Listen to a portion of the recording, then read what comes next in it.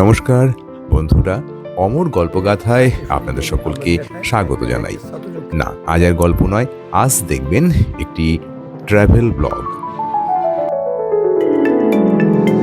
মধ্য মহেশ্বর বা মধ্য মহেশ্বর ট্রেকিং। এই ব্লগ থেকে দেখতে পারবেন বা জানতে পারবেন মধ্য মহেশ্বর ট্রেকিং সম্পর্কে বিস্তারিত খুঁটিনাটি বিষয় ও তার ইতিহাস।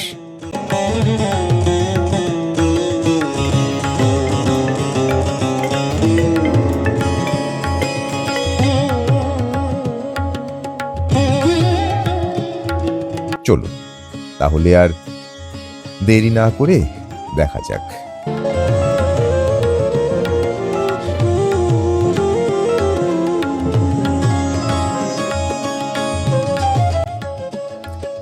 আমরা তিনজন, রতন ব্যানার্জি, শুভজিৎ মুখার্জি এবং আমি অমর, সব গুছিয়ে নিয়ে পশ্চিমবঙ্গের হুগলি জেলার অন্তর্গত গুপ্তিপাড়া স্টেশন থেকে সকাল সকাল যাত্রা শুরু করলাম।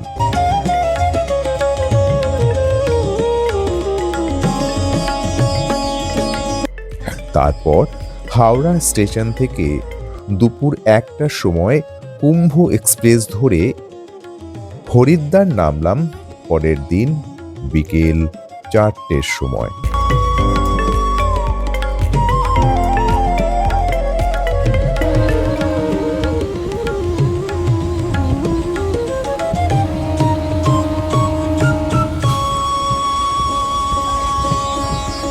ট্রেন থেকে নেমেই স্টেশনের বাইরে এসে দেখলাম সুবিশাল এক শিব মূর্তি, হরিদ্বার বা হরদুয়ার।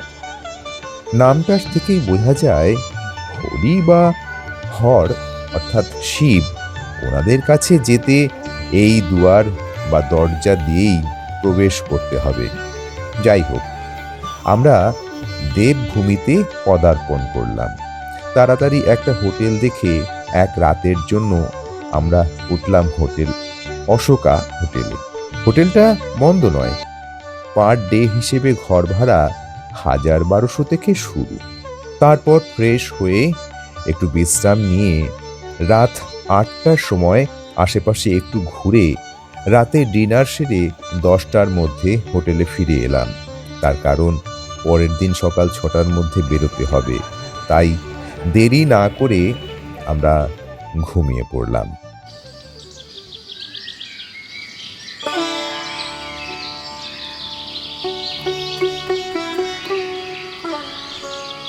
পরদিন ভোরবেলা আমাদের গাড়ির ড্রাইভার ভিকি গাড়ি নিয়ে হোটেলে চলে আসে। আমরা রেডি হয়ে সব গুছিয়ে নিয়ে চা খেয়ে বেরিয়ে পড়লাম।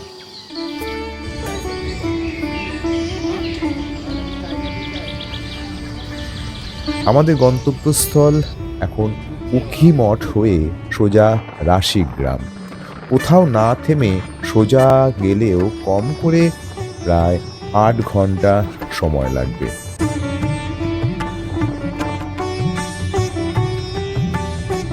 খুবই সুন্দর সকালবেলা প্রাকৃতিক সৌন্দর্য উপভোগ করতে করতে আমাদের গাড়ি ছুটে চলল রাশি গ্রামের দিকে।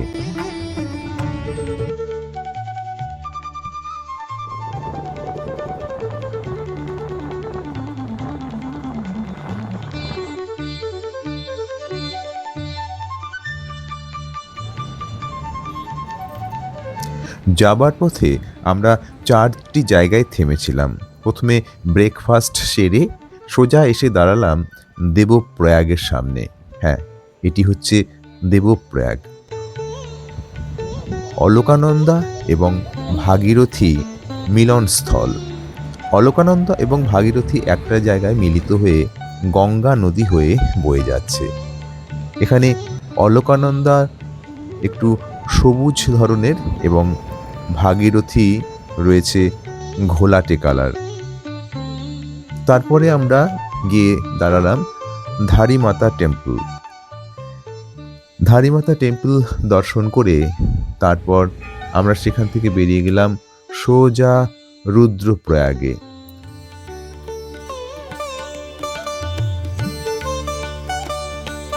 রুদ্রপ্রয়াগ মন্দাকিনী এবং অলকানন্দা নদীর সঙ্গমস্থল, একে বলা হয় রুদ্রপ্রয়াগ।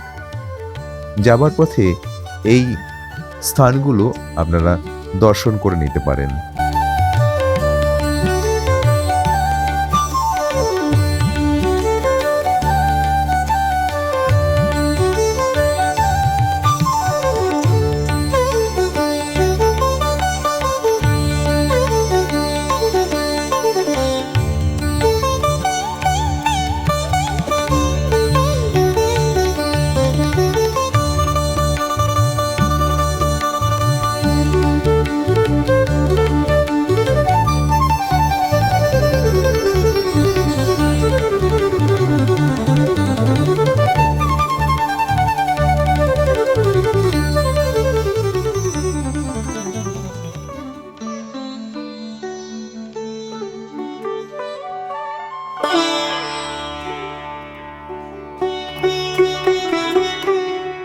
রাশি গ্রামে এসে রাকেশ্বরী মাতার মন্দিরটি দেখতে ভুলবেন না। এই মন্দির সম্পর্কে আমরা এই মন্দির কমিটির একজন সদস্যের সঙ্গে কথা বললাম। এই মন্দির, এটা হচ্ছে মাতা রাকেশ্বরী মাতার মন্দির। সেই মন্দিরে একজন কর্মকর্তা, তাকে আমরা পেয়েছি, তার কাছ থেকে জেনে নেব এই মন্দিরের সম্পর্কে কিছু। काइंडली आप कुछ बताइए इस मंदिर के बारे में। ये राकेश्वरी देवी का मंदिर है। कहते हैं कि सतयुग का मंदिर है, सतयुग है। अच्छा जिस समय राम का युग था, अच्छा उस समय ये रामेश्वरी थी, राम की ईश्वरी। राम भगवान राम ने इस स्थान पर तप किया है रावण पर विजय पाने के लिए। अच्छा जिस समय राम का युग था, उसके बाद चंद्रमा ने भी इस पर तपस्या की है। गुरु बृहस्पति ने चंद्रमा को श्राप दे करके उस चंद्रमा को आकाशवाणी हुई कि भाई उस स्थान पर जाओ तो तुम्हारा श्राप दूर होगा। तो तब से राकेश्वरी हो। राकेश्वर, एक्चुअली राकेश्वरी माता कौन सी माता है? जैसे कि दुर्गा है, काली है, चंद्र कल्याणेश्वरी कहते हैं। चंद्र अच्छा। कल्याणेश्वरी माता है। और वैसे शिव शक्ति के दर्शन होते हैं। अच्छा शिव शक्ति है। आपका बहुत शुक्रिया कुछ इस के बारे में बताने के लिए। धन्यवाद धन्यवाद। धन्यवाद।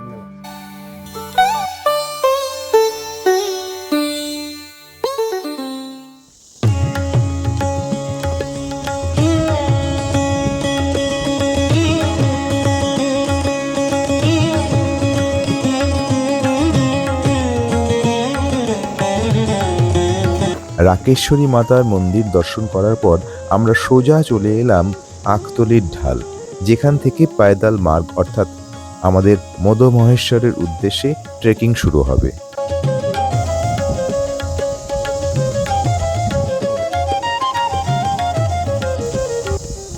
এই রাস্তা, এখান থেকে স্টার্টিং মদমহেশ্বর, এখান থেকে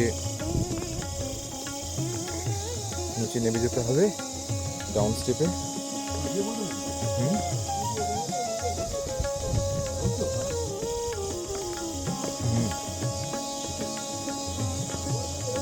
স্টার্টিংয়ে একটু সাবধানে রাখতে হবে। আজকে দিনটা সত্যি বেশ রৌদ্রে ঝলমল করছে, চারিদিকে পরিবেশটা খুব ভালো।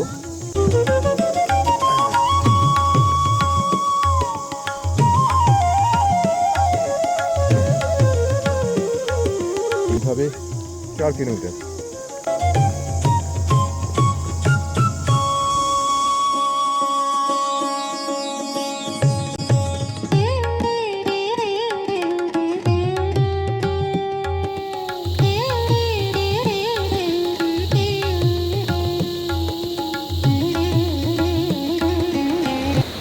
এখানে দাঁড়িয়ে খুব একটা শব্দ শোনা যাচ্ছে। শব্দটা হচ্ছে এই দেখুন, এখানে একটা ঝর্ণা বয়ে চলেছে। এই ঝর্ণাটা দূর থেকে শব্দ পাওয়া যাবে, তাই কাছে আসতেই দেখলাম যে এটা ঝর্ণার শব্দ। সেই দৃশ্য খুবই ভালো। এগিয়ে যাই ঝর্ণাটার দিকে।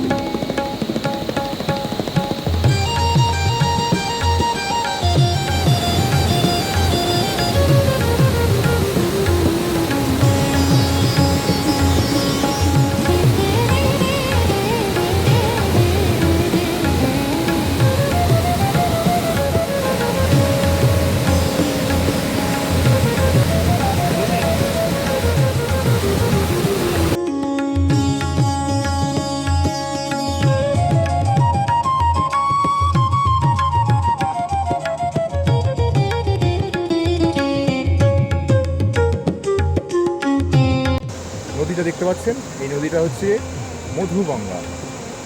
মধুগঙ্গা নদী আপনারা অনেকেই শুনেছেন, মধুমহেশ্বর ট্রেক ভিডিও দেখলে এই গঙ্গার নাম আপনারা অবশ্যই শুনে থাকবেন।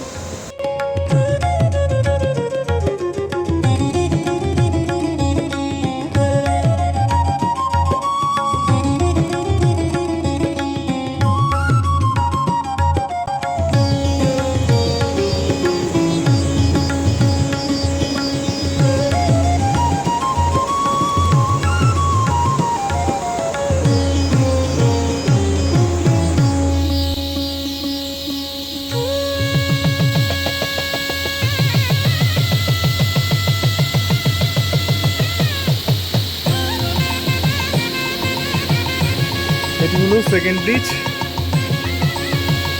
ঝর্ণা জল এখান থেকেও বইছে, চারিদিকে ঝিঝি পোকার আওয়াজ আর ঝর্ণার শব্দ এক রোমাঞ্চকর পরিবেশ সৃষ্টি করেছে।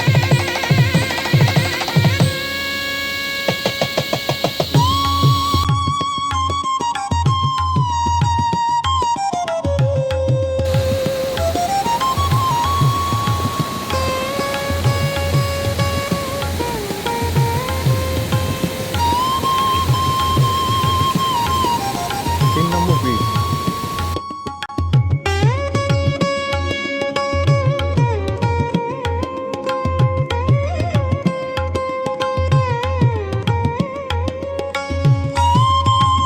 রাস্তার পাশ দিয়ে কন্টিনিউ এই মধুগঙ্গা বয়ে চলেছে।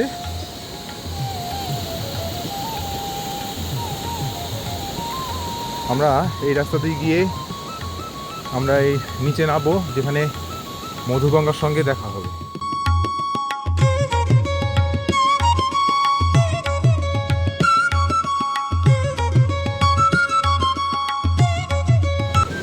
খুব আস্তে আস্তে চললে, রিল্যাক্সে চললে কোনো অসুবিধা নেই রাস্তায়, তাই আস্তে আস্তে আমরা রিল্যাক্সে চলেছি, তাড়াহুড়ো করার কোনো দরকার নেই।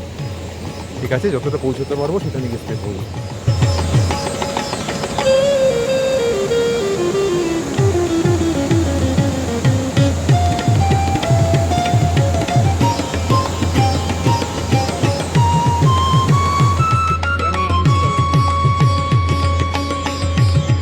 এই রাস্তাটা ধসের পর খুবই ভয়াবহ হয়ে যায়।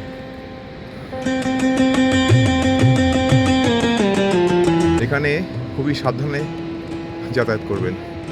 পরবর্তীকালে হয়তো রাস্তাটা ঠিক করা হবে, আপাতত এই অবস্থায় আছে।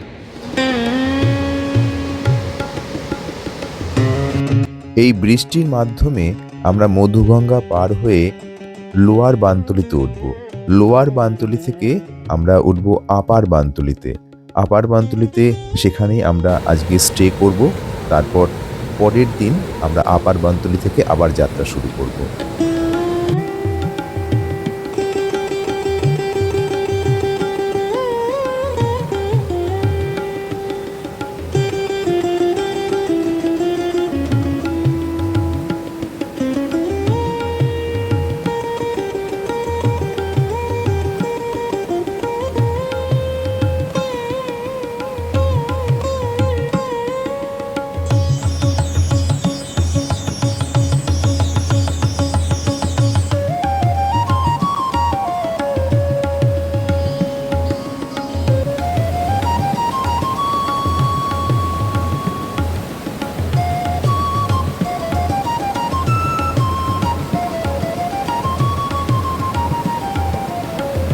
প্রথম দিন আপার বানতলি পর্যন্ত পৌঁছতে আমাদের সন্ধে 6:30 বেজে গিয়েছিল।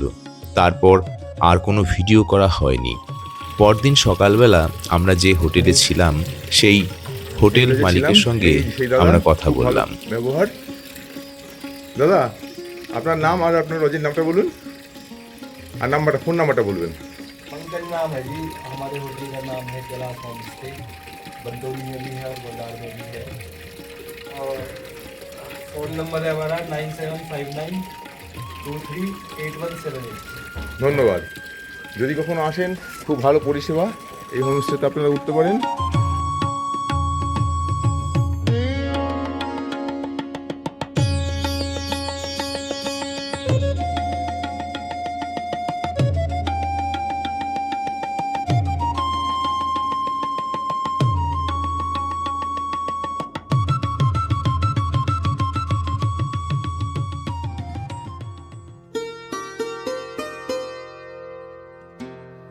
ভোরবেলা 6টার মধ্যে চা খেয়ে আপার বানতুলি থেকে আমরা বেরিয়ে পড়লাম। পথে কোথাও ব্রেকফাস্ট সেরে নেওয়া যাবে। পথে যেতে যেতে ভোরবেলা সবুজ পাহাড়ের ফাঁক ফোকর দিয়ে দূরে তুষারাবৃত সাদা বরফের পাহাড়ে সূর্যের ছটা পড়ে তার যে শোভা সত্যি অবর্ণনীয়। খুবই সুন্দর সকালের এই দৃশ্য। এই দৃশ্য বলে বোঝানো যায় না, সত্যি অপূর্ব এই সুন্দর দৃশ্য।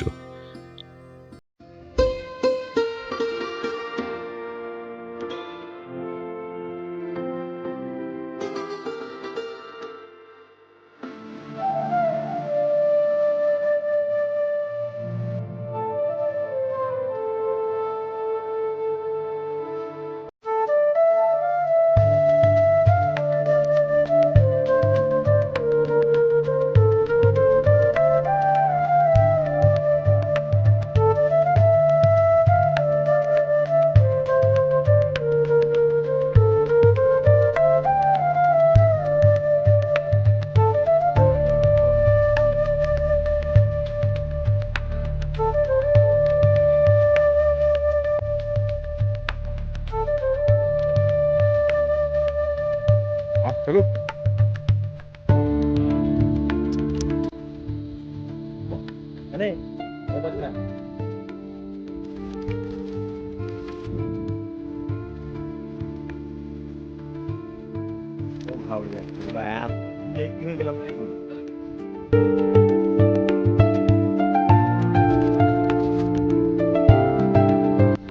মধ্যমহেশ্বরে যে সমস্ত শ্রদ্ধালু বা ট্যুরিস্টরা আসেন তাদের জন্য খাবার দাবার, গ্যাস থেকে শুরু করে চাল ডাল ইত্যাদি দ্রব্যের পরিবহনের একমাত্র বাহন এই ঘোড়া।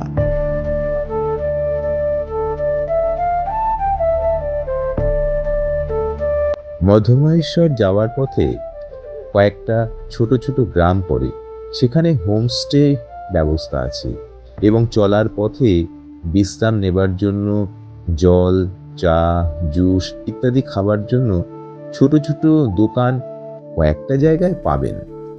খাটরা নামক জায়গায় আমরা সকালের ব্রেকফাস্ট করে নিলাম। আর উত্তরাখণ্ডে বা মধ্যমহেশ্বর যাত্রায় খাবার বলতে ভাত, রুটি, রাজমা ডাল, আলু ভাজা, আলুর পরোটা, আচার আর চা এই পাবেন।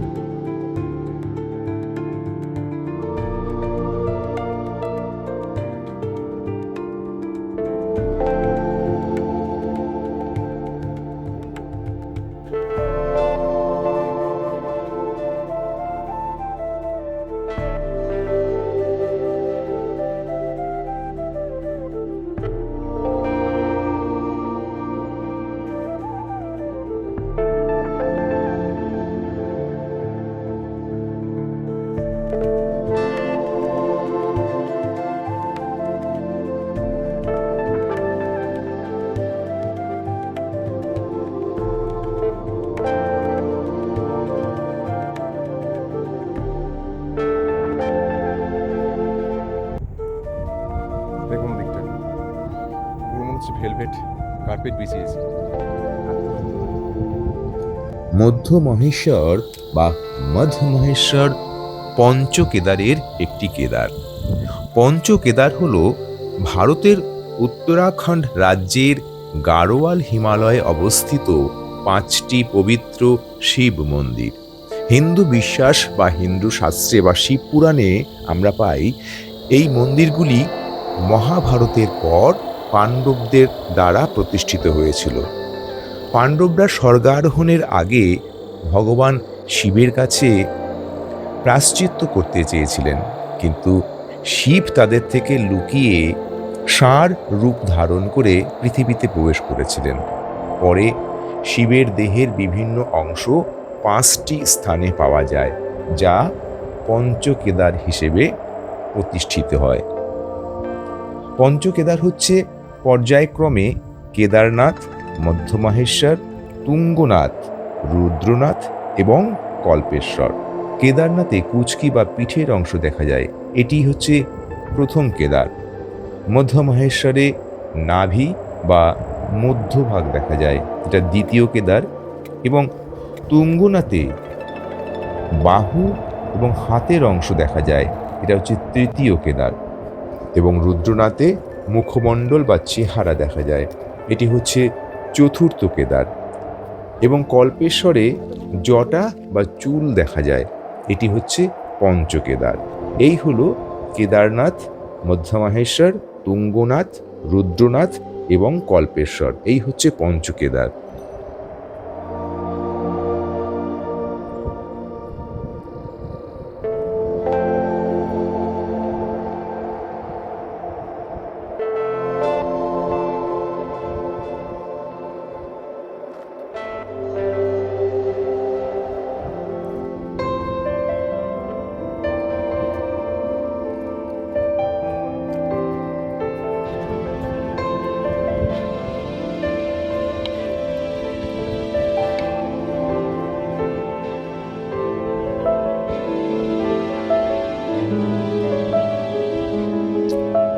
রাশি থেকে মধ্যমহেশ্বর কম বেশি 20 থেকে 22 কিলোমিটার।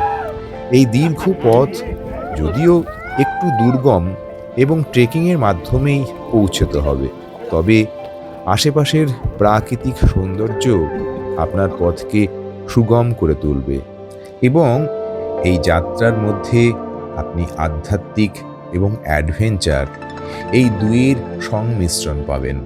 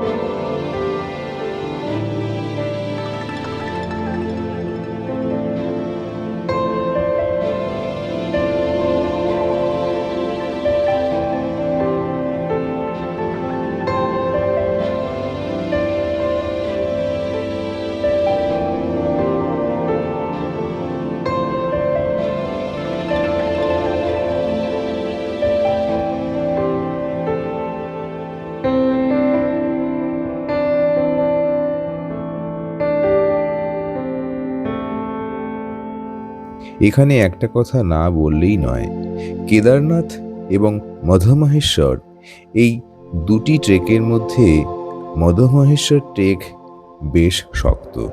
তার কারণ এখানে ক্রমশই চড়াই উঠতে হয়, তাই পা প্রচণ্ড ভারী হয়ে যায়।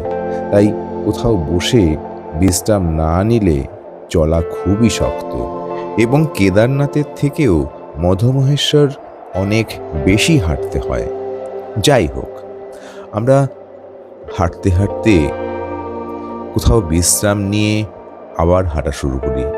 এইভাবে পথ চলতে চলতে আমরা নানু নামক একটা জায়গায় এসে সেখানে জুস খাই। জুস খেয়ে মৌখাম্বা হয়ে পৌঁছালাম কুনচুট্টি নামক একটা জায়গায়। এই কুনচুট্টি হচ্ছে এই মধ্যমহেশ্বর যেতে শেষ হোমস্টের জায়গা। এরপর কিন্তু আর কোনো থাকার জায়গা নেই, তাই এখানেই সর্বশেষ যদি কেউ থাকতে চান এখানেই থাকতে পারেন। এরপর কিন্তু একদম সোজা মধ্যমহেশ্বর গিয়ে পৌঁছতে হবে। আমরা কুনচুট্টিতে একটু বিশ্রাম নিয়ে আবার চা খেয়ে আবার কুনচুট্টি থেকে যাত্রা শুরু করলাম।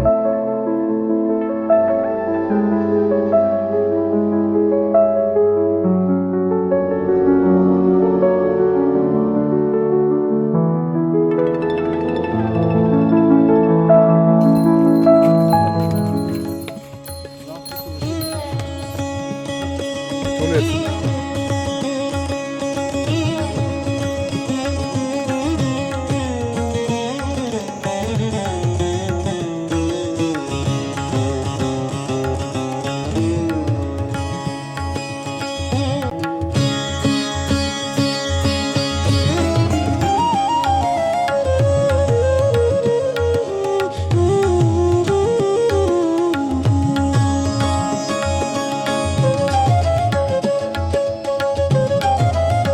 অবশেষে ঘড়িতে যখন দেখলাম বিকেল 4:30 বেজে গেছে, তখন আমরা দূর থেকে গাড়োয়াল হিমালয়ের কোলে অবস্থিত একখণ্ড সমতল ভূমি ও ছোট ছোট ঘর দেখতে পেয়ে মনের মধ্যে একটা স্বস্তি অনুভূতি হলো। মনে মনে ভাবলাম, ভোলানাথ বা মদমহেশ্বর বাবার কৃপায় অবশেষে পৌঁছতে পারলাম। তাই অবলীলাক্রমে মুখ থেকে বেরিয়ে এলো, জয় বাবা মদমহেশ্বরের জয়। আমাদের ঘর আগেই বুক করা ছিল। এখানে মন্দির কমিটির ইউনিয়নের আন্ডারে সমস্ত ঘরের বুকিং হয়। আপনারা আগের থেকে বুক করতে পারেন বা এখানে এসেও ঘর করতে পারেন, তবে ঘরের সংখ্যা সীমিত, তাই আগের থেকে খোঁজ নিয়ে তবেই আসবেন।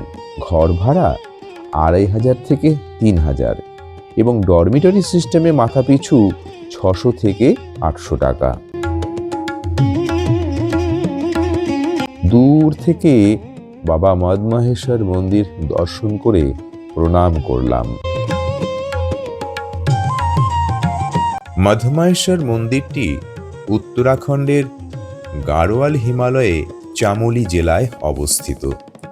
এটি সমুদ্রপৃষ্ঠ থেকে প্রায় 3490 মিটার, অর্থাৎ কম বেশি 11450 ফুট উচ্চতায় অবস্থিত।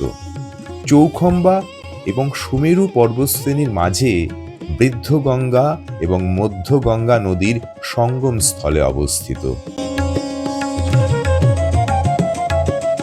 স্থানীয় লোককথায় বলা হয়, দেবী পার্বতী এখানে শিবের ধ্যান করতেন, তাই এটিকে তপস্থলীও বলা হয়। আমরা সবাই খুবই ক্লান্ত, কিন্তু আশেপাশের প্রাকৃতিক সৌন্দর্য সমস্ত ক্লান্তি দূর করে দেয়। পড়ন্ত বিকেল, চারিদিকে পাহাড়ের মাথায় বরফ জমতে শুরু করেছে। সূর্যাস্তের আলো পাহাড়ের মাথায় সাদা বরফের ওপর পড়ে যেন এক স্বর্গীয় সৌন্দর্য পরিবেশ সৃষ্টি করেছে। অক্টোবর মাস, বাইরে প্রচণ্ড ঠান্ডা, সন্ধ্যা ঘনিয়ে আসছে। একটু পরেই সন্ধ্যারতি শুরু হবে, তাই ঘরে ঢুকে একটু ফ্রেশ হয়ে তারপর সন্ধ্যারতি দেখতে মন্দিরের কাছে এসে উপস্থিত হলাম। আমরা মন্দিরের সামনে গিয়ে প্রণাম করে দূর থেকে দাঁড়িয়ে আমরা আরতি দেখলাম। তার কারণ মন্দিরের সামনে থেকে ফটোগ্রাফি করা বা ভিডিও তোলা কঠোরভাবে নিষিদ্ধ, তাই আমরা দূরে দাঁড়িয়ে আমরা সন্ধ্যা আরতি দেখে যথারীতি আবার ঘরে ফিরে গিয়েছিলাম। মন্দিরটি দেখলে বোঝা যায় যে মন্দিরটি প্রাচীন পাথরের স্থাপত্য শৈলীতে নির্মিত, যা সাধারণ গাড়োয়ালি শৈলীর সঙ্গে মিল আছে। মন্দিরের গর্ভগৃহে একটি স্বয়ম্ভু শিবলিঙ্গ আছে, যা শিবের নাভি অংশের প্রতীক। আশেপাশের প্রাকৃতিক দৃশ্য অত্যন্ত মনোরম।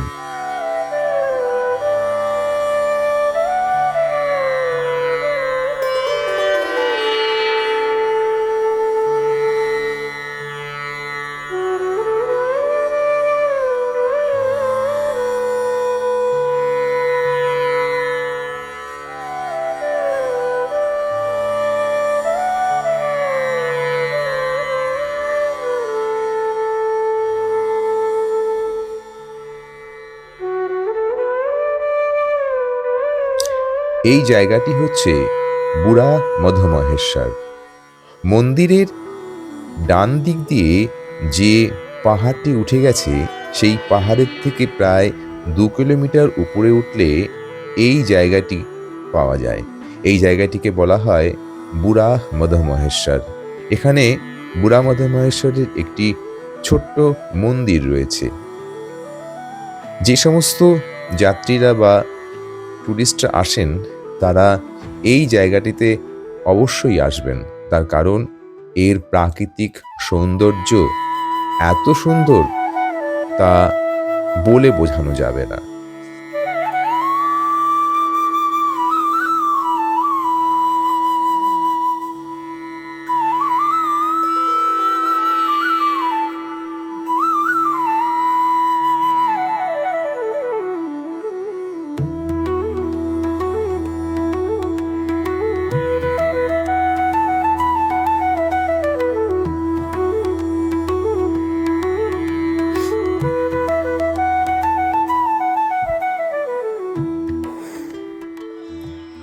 বুড়া মধুমহেশ্বরে এইরকম ছোট ছোট দুটি হ্রদ আছে। সেই হ্রদের জলে ভোরের সূর্য উদয়ের যে কিরণ পাহাড়ের উপরে পড়ে, সেই পাহাড়ের প্রতিচ্ছবি এই জলে দেখা যায় এবং তার যে দৃশ্য তা সত্যি অবর্ণনীয়, অপার্থিব সুন্দর এই চারিদিকে পরিলক্ষিত হয়। তা না দেখলে ভাষায় বর্ণনা করা যায় না। সত্যি অপূর্ব অপূর্ব সুন্দর এই প্রাকৃতিক দৃশ্য। তাই এখানে এলে অবশ্যই বুড়া মধুমহেশ্বর ঘুরে যেতে ভুলবেন না, কারণ বুড়া মধুমহেশ্বরের চারিদিকে ঘেরা পাহাড়, তার মাঝখানে সমতলে ভোরের এমন দৃশ্য আমরা সচরাচর দেখতে পাই না।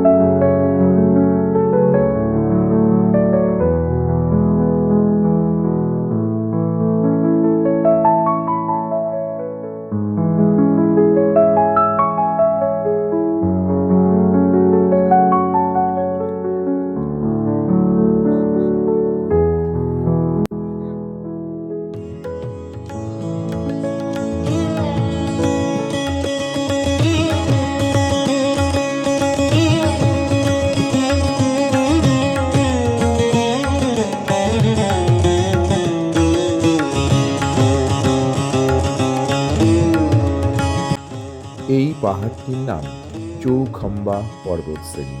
এইরকমই ছোট বড় পর্বত শ্রেণী দিয়ে বেষ্টিত এই বুড়ো মধুমহেশ্বর।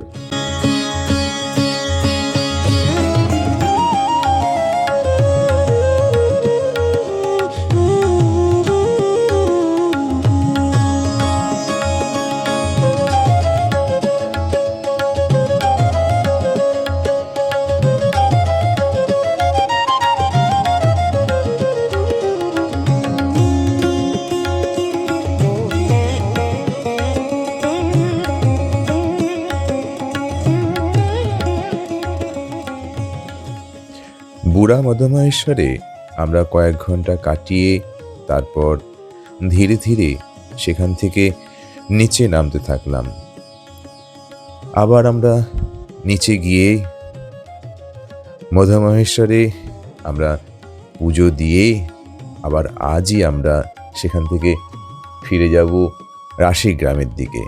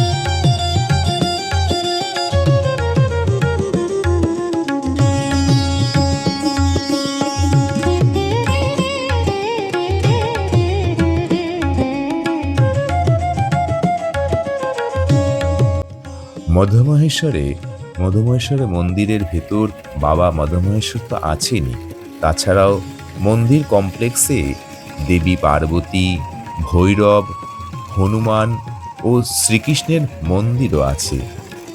তীর্থযাত্রীরা মধুমহেশ্বরে সাধারণত গ্রীষ্মকালে মে থেকে অক্টোবর খোলা থাকে, এর মধ্যেই আসেন, কারণ শীতকালে ভীষণ তুষারপাতের কারণে এই মন্দির বন্ধ থাকে।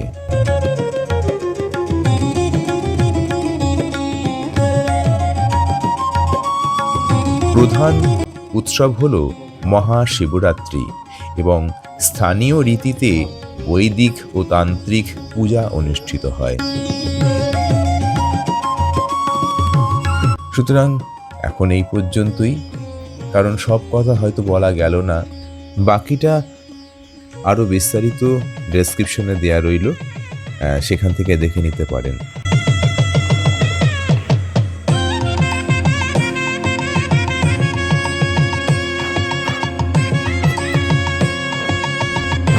আপনাদের সকলকে এই ভিডিওটা দেখবার জন্যে জানাই অসংখ্য ধন্যবাদ। ভালো লাগলে আমার চ্যানেলটিকে সাবস্ক্রাইব করতে ভুলবেন না। নমস্কার, ধন্যবাদ।